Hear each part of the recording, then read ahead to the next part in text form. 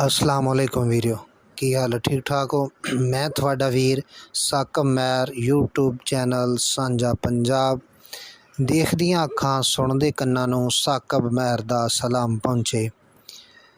जिस तरह के दोस्तों पहले दो पार्ट जिहड़े कि मलका हांस दी मस्जिद पीर सैयद वारिस शाह सरकार दी मस्जिद जिहड़ी आ जिथे आप बैठ के हीर लिखते रहे, उसके दो पार्ट असी अपलोड किए। लोगों ने उहदे ते बहुत दाद दित्ती, उन्होंने बहुत पसंद किया क्योंकि उन्होंने वीडियो के अंदर दोनों के अंदर ही मलका हांस की सब तो पुरानी ते कदीम मस्जिद आ जिथे बैठ के आपने हीर लिखी पीर वारिस शाह सरकार। और पीर वारिस शाह सरकार वो हस्ती ने कि जिन्होंने अपने पंजाबी कलाम के अंदर हीर वारिस शाह की किताब जिहड़ी लिखी उहदे अंदर हीर रांझा की दास्तान नूं मुकम्मल जिहड़ा ना बयान कर दिता। और इस तरीके ना बयान कर दिता कि लहंदे पंजाब और चढ़दे पंजाब के अंदर जितने भी साडे पंजाबी भरा ने जदों इस हीर नूं सुनदे ने ते एक सुकून महसूस हुंदा ने, एक रूह नूं ताजगी मिलदी आ। और हर बंदे दा ये ज़हन बनदा कि दिल करदा कि उस जगह ते उस मुकाम नूं जाके देखा जाए जिथे आप सरकार बैठ के ते हीर लिखते रहे। तो चलो अज असी उस हुजरा शरीफ की जिहड़ी ज़ियारत करते हैं, देखते हैं कि जिहदे विच आप बैठ के ना हीर लिखते रहे। जिहड़ा ना पीर वारिस शाह सरकार का हुजरा शरीफ है, जिस तरह के अस देख रहे हैं लिखा भी है। आपने फिर शेर उपर लिखा होया कि वारिस शाह वो सदा ही जिउंदे ने जिन्हां कीतियां नेक कमाइयां ने। आम तौर पर असीं बड़ा शेर सुनते भी रहिंदे, अज इत्थे हकीकत के अंदर असीं लिखा देख लिया, बहुत खुशी की गल है। इस तरह असीं अंदर दाखिल होने हैं।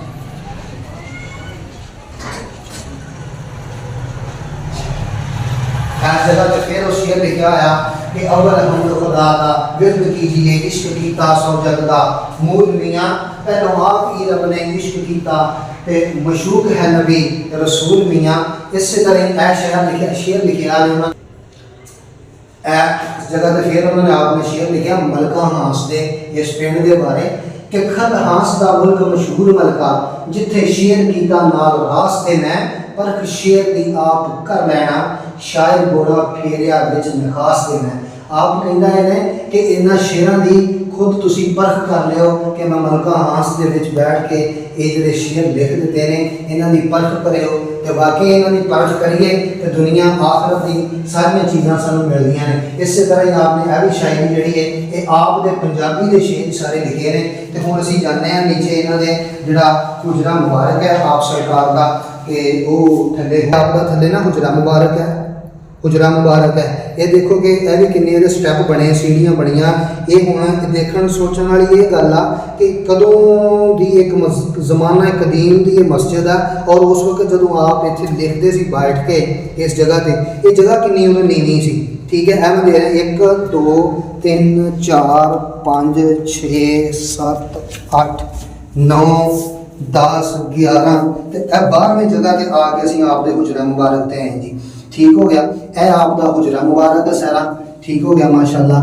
तो असी कोशिश करांगे इत्थे कि पहला नफल असी नफल भी अदा करिए, लेकिन पहले असी अपनी वीडियो है मुकम्मल करके उस तो बाद इत्थे नफल भी अदा करते हैं। कि देखो इस जगह पर भी उन्होंने सिर्फ कि हमद बारी ताला और नाते रसूल मकबूल और उस तो बाद इत्थे उन्होंने यह शेर बड़ा ना काबिले गौर शेर लिख दिता कि आपने फरमाया कि जदों इश्क के काम नूं हथ लाइए, जदों इश्क दे कम नूं हथ लाइए पहला रब दा नाम दहाइए जी, फिर नबी रसूल पैगंबरां नूं दम दम दरूद पहुँचाइए जी। यारां असां नूं आन सवाल कीता इश्क हीर दा नवां बनाइए जी, इस प्रेम दी जोग दा सब किस्सा जीव सोहनी यानी कि जुबान जीव सोहनी नाल सुनाइए जी, नाल अजब बहार दे शेर करके नाल अजब बहार दे शेर करके रांझे हीर दा मेल कराइए जी।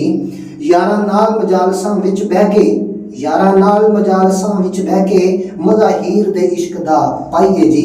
ये बड़ी उन्होंने इश्क दी दास्तान दा जिहड़ा है उन्होंने निचोड़ लिख दिता कि ये हीर वारिस शाह दा जिहड़ा जिक्र आ सब तो पहला उन्होंने कहा जो इश्क दा काम शुरू करिए तो नबी सल्लल्लाहु अलैहि वसल्लम दी ज़ाते मुक़द्दसा दे दरूद पाक पढ़ो, फिर जिहड़ा वा उन्होंने इस इश्क दे काम नूं शुरू करो। तो वाकया ही इश्क जिहड़ा ना इश्क तो बगैर ना साड़ी दुनिया कामयाब ना आखिरत च असीं कामयाब हाँ, क्योंकि अल्लाह पाक ने खुद इश्क कीता। जिस तरह के पहले शेरां दे अंदर भी आपने ये फरमाया कि पहला इश्क रब ने कीता और बनाया नबी मशूक मियाँ। तो इस तरह ही बिल्कुल हकीकत आ कि अल्लाह पाक ने भी अपने प्यारे नबी दे नाल पहला इश्क कीता सी। इश्क होया सी तो फिर दुनिया वजूद दे विच आई है, और उसी इश्क दे अंदर ही अल्लाह पाक ने फिर जदों 1,24,000 कमो पेश नबी पैगंबर बना दिते ते आखिर दे ऊपर जदों अल्लाह पाक ने कहा कि ये मैनूं अल्लाह पाक नूं अपने प्यारे महबूब दे नाल इन्ना इश्क हो गया कि अल्लाह रब्बुल इज़्ज़त दी ज़ात ने खुद फिर फरमा दिता कि सोनिया हुण मैं नबियां दा जिहड़ी आ वो खत्म कर दिता सिलसिला, नबूवत का सिलसिला तुहाडे ते मुकम्मल हो गया, खत्म हो गया। लिहाजा हुण मेरा दिल करता कि मैं नबूवत ते बंद कर दी है कि मेरा दिल करता मेरा इश्क जिहड़ा है मैनूं ये गल कहंदा कि अपने नबी नूं अपने मशूक नूं अपने कोल बुला। ते इश्क दे विच ही जिहड़ा अल्लाह पाक ने अपने नबी नूं बनाया सी, और इश्क दे विच ही अल्लाह पाक ने फिर अपने नबी नूं मुराज वास्ते अर्श मुअल्ला ते बुलाया। ठीक हो गया। तो उस इश्क दे विच ही पीर वारिस शाह सरकार ने यह दास्तान लिखी है, हीर वारिस शाह जिहदा नाम है। तो जिहदे वास्ते लोग जिहड़े ने बहुत दूरों दूरों चल के जिहड़ा ना इस मस्जिद की ज़ियारत करने वास्ते आते हैं। तो मस्जिद बड़ी खूबसूरत है, गुजरा पाक आपका सारा तुसीं देख रहे, ये बाद च पत्थर वगैरह लगा दिता गया। ठीक है, लेकिन जो भी ये शायरी ऊपर लिखी हुई है ना आपकी, ये सारी आपकी शायरी है, आपके पंजाबी के शेर है। ठीक हो गया। यह एक जिहड़ा सानूं छोटा जिहा नुस्खा मिलिया, ये समझ लो कि छोटा एक जोजबा, और जिहड़ी मेन इहदी वड्डी किताब है वो तो कहते बहुत मोटी है। तो लेकिन यह है कि जो भी उन्होंने लिख दिता ना पंजाबी के अंदर, ये हकीकत ही हकीकत आ। ये इश्क टपकदा, इनू पढ़िए तो सुरूर आता, बंदे नूं एक रूहानी जिस्मानी सुकून हासिल होंदा।